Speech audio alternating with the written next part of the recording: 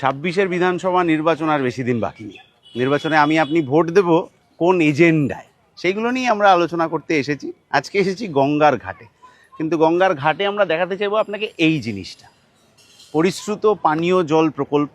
24 ঘন্টার জন্য পরিশ্রুত পানীয় জলের প্রকল্প 4 তলা 5 তলা হাই রাইজ বিল্ডিংয়েও পৌঁছাবে। গরিব মানুষও পাবেন, মধ্যবিত্তরাও পাবেন।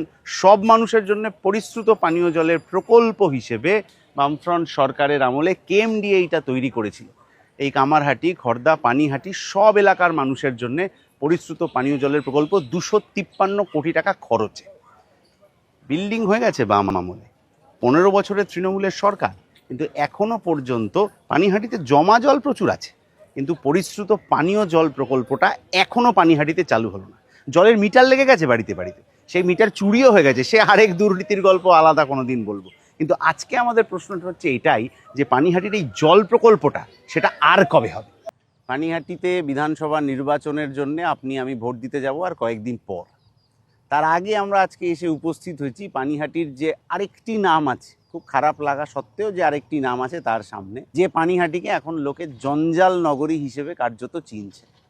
যখন বামেদের সরকার ছিল সেই সময় এই গোটা পুরসভা এলাকার জঞ্জাল, সেই জঞ্জাল থেকে বিকল্প বিদ্যুতের ব্যবস্থা তৈরির জন্য মহিষপোতায় আলাদা ব্যবস্থা হয়েছে। কিন্তু মানুষকে ভুল বোঝানোর যে রাজনীতি তখন তৃণমূল করতো তাই তারা করেছিল, ফলে সেই প্রকল্প সম্পূর্ণ হতে পারল না। তারপর বামফ্রন্টের পর যখন তৃণমূলের পুরো বোর্ড এখানে এলো, তাদের সরকার হলো, সেই সময় আপনি দেখতে পাচ্ছেন যে একেবারে শহরের মধ্য প্রান্তে অমরাবতীর মাঠে লোকালয়ের মধ্যে জঞ্জাল ফেলার ব্যবস্থা ইত্যাদি তৈরি হয়েছে। তাহলে এলাকার মানুষের শারীরিক সক্ষমতার দিকে ন্যূনতম খেয়াল না রেখে এই জঞ্জাল থেকে তৈরি হওয়া যে সমস্যা, অসুস্থতা, তাতে যে এলাকার মানুষজন আরও বিপদে পড়বেন তার দিকে ন্যূনতম খেয়াল এই তৃণমূল পরিচালিত পুরো বোর্ড রাখেননি। তারা শুধু নিজেদের কাটমানি ইত্যাদি নিয়ে রয়েছেন।